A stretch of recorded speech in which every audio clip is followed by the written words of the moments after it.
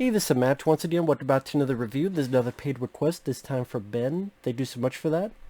If anyone wants to request pretty much any type of video, it may take a little bit to get to because I'm a little bit backed up. I apologize. I'm trying to do the best I can. But if you're still interested in requesting pretty much anything, and you don't mind the wait, feel free to send it either directly to my PayPal or join my Patreon. Both links are down below in the info box.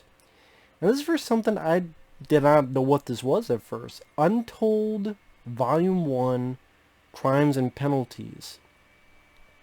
And it's a documentary series. And in this part, it's about something I had never heard of, but it was rather fascinating. I recommend to anyone, even if you're... Okay, let me explain what it is. In a town called Danbury, there was a hockey team.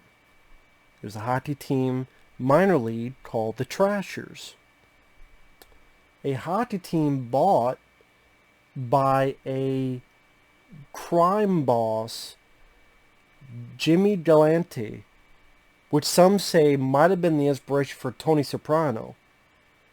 And in fact, apparently he had a James Gandolfini autograph pick.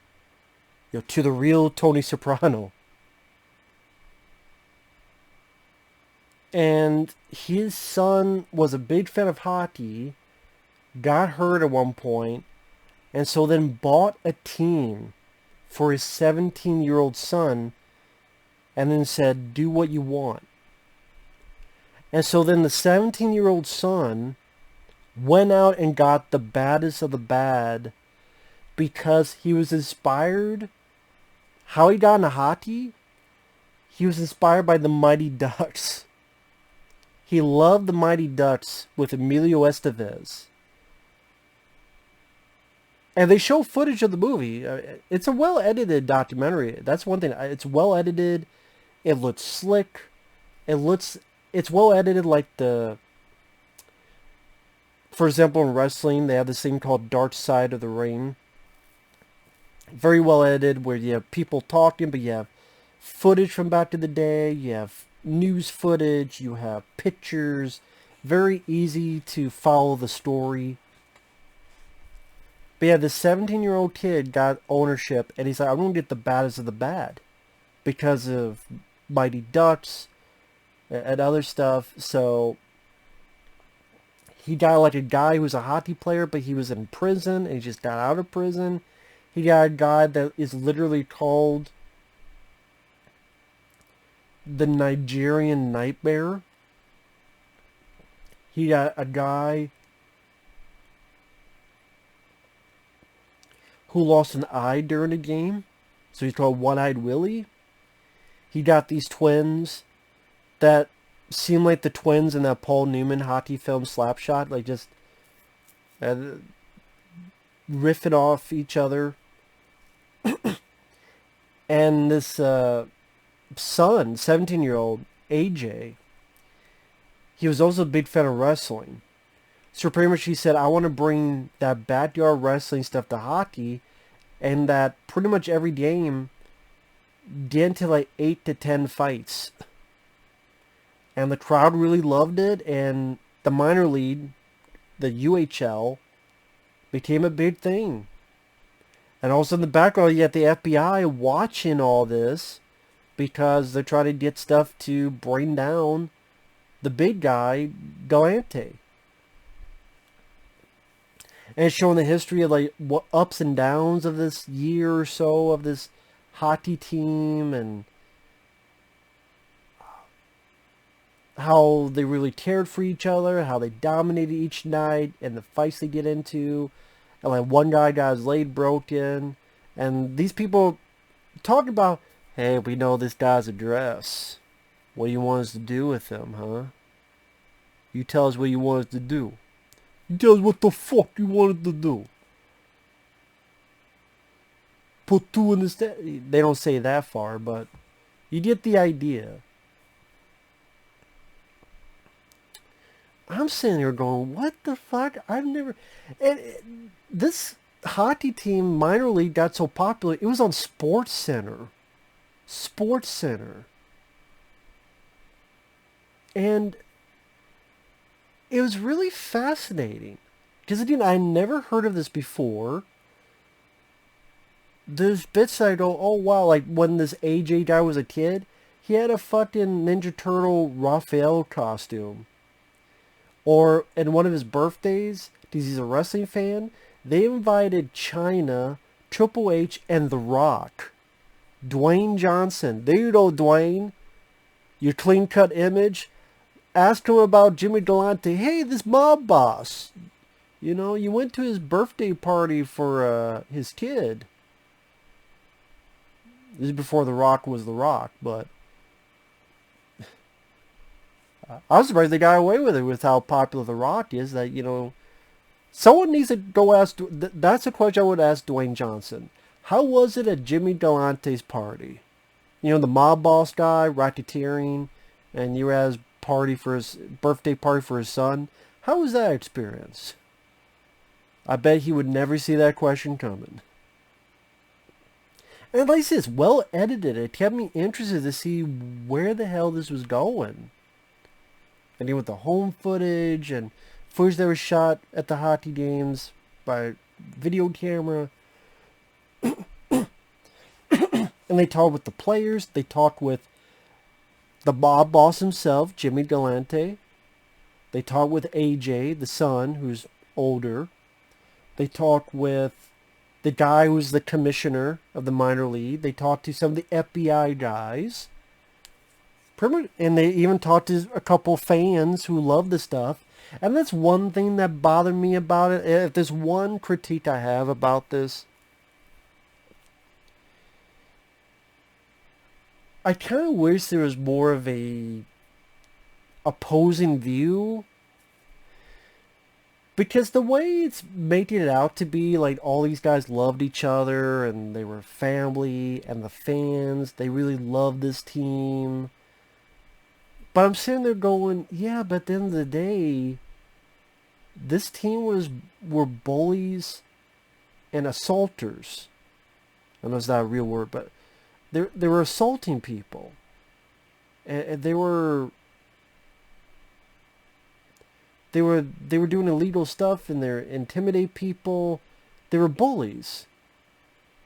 And you look at the fan base where they're just, yeah, this is the best thing ever. And I'm like, well, there's fights in hockey, don't get me wrong. There are fights in hockey, but these guys are purposefully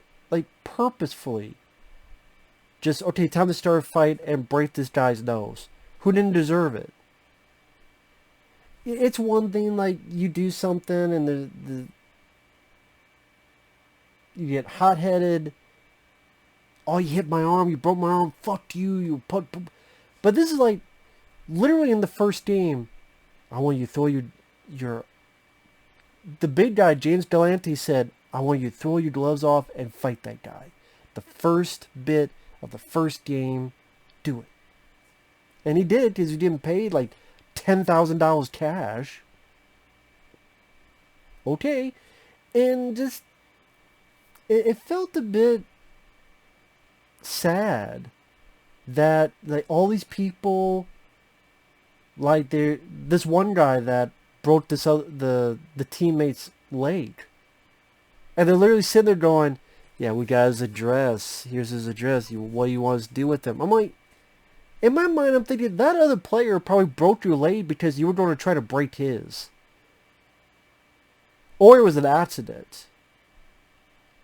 And if it was an accident, who are you to bitch about it? You do this shit all the time to other people. On purpose. But someone does it to you, oh, now it's so bad. It's so bad if it happens to us. Who's really soft? I mean, come on now. That's a bit bullshit. And that there's no opposing view of, okay, I'm sorry you got your leg broken. But let's face it, I bet you broke a lot of other people's arms, noses, and stuff simply because you were told to do so. Now imagine if they said, let me find where you live, and let me find, do this and this. I'm like, the door swings both ways. You do know that, right? That's the same with these fans of this group. My fans of the Trashers. What if this, like, you know what? Let me find where you live, fans, and let me... Who knows what happens? It's like they don't realize until it happens to them. And again, to have an opposing view, to be like, I don't know what these fans are doing. Don't they realize? I don't know what they're doing. Don't they? I wish there was some opposing view. They're really, I mean, even the FBI, the FBI is talking about the Sting operation. They're not talking about the hockey stuff. They say, well, we're watching it, but they're not giving comments on the hockey. Even the commissioner pretty much said he was complaining about it at first, but then he said, oh, what you guys are doing is right. And maybe it's actually good for the league. I'm like, what? Good as in you're getting money. You get more eyes on the screen because people want to see a train wreck. If there's a car crash, people want to see it. That's why ECW lasted for a while. But even ECW, both wrestlers know what they're getting into. Usually. Unless you get, New Jack cutting someone up because he lied about how fucking old he was. He wasn't old enough to even be there. Which was a mass transit incident. I think the mass transit incident. If you don't know what that is, that's all I'll say. I know New Jack passed away, but that was still a really fucked up thing to do, man. But anyway, so that's my only issue. I wish there was some type of opposing view. Like, wait a minute. Yeah. Like, at the end, it's like all these fond goodbyes and all these fond memories. Yeah, these fond memories of you assaulting, bullying, and beating the shit out of people that didn't deserve it. Hockey, there's some physicality, but when you're a hockey player, you're not thinking you're going to go into a fucking martial arts boxing match. Once in a while that happens, maybe, but for the most part, it's for the athletic abilities of hockey. That's the idea. But I will say, with that said, it's a well-edited, well-made documentary, and it was fascinating. It was interesting to see what would happen next. And it's a unique story. A mob and hockey. And how mixed in it was together. And just, it's so strange that if you put this in a movie, people would say it's unrealistic. But then you go, well, truth is stranger than fiction. And this is a prime example of that. And I say even little stuff like, what, The Rock and Triple H, they were at this birthday party? And wait, John Cena?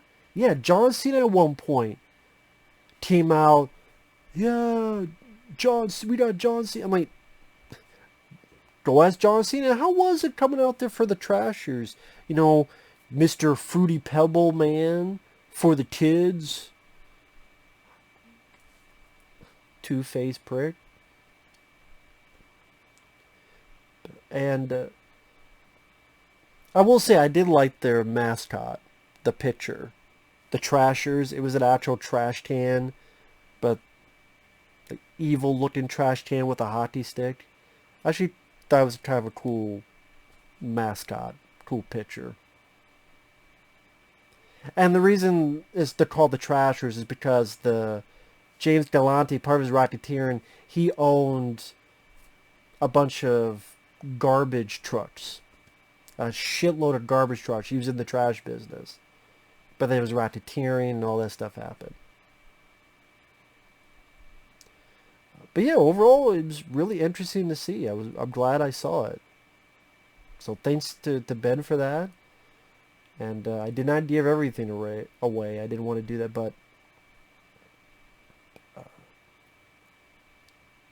I do recommend it to anybody, even if you're into sports, because it's a very, very cool story. And like I said, truth is stranger than fiction. This is a prime example of that. And it's put together well, and all the important elements to be interviewed, they are. Again, just the way it ends, I'm like, there's gotta be someone that says, "What the fuck are you talking about? These guys were criminals and assholes and bullies. Fuck are these fond memories about? Don't bullshit a bullshitter." But anyway, with that said, thanks for watching. We'll see you guys later. Bye bye.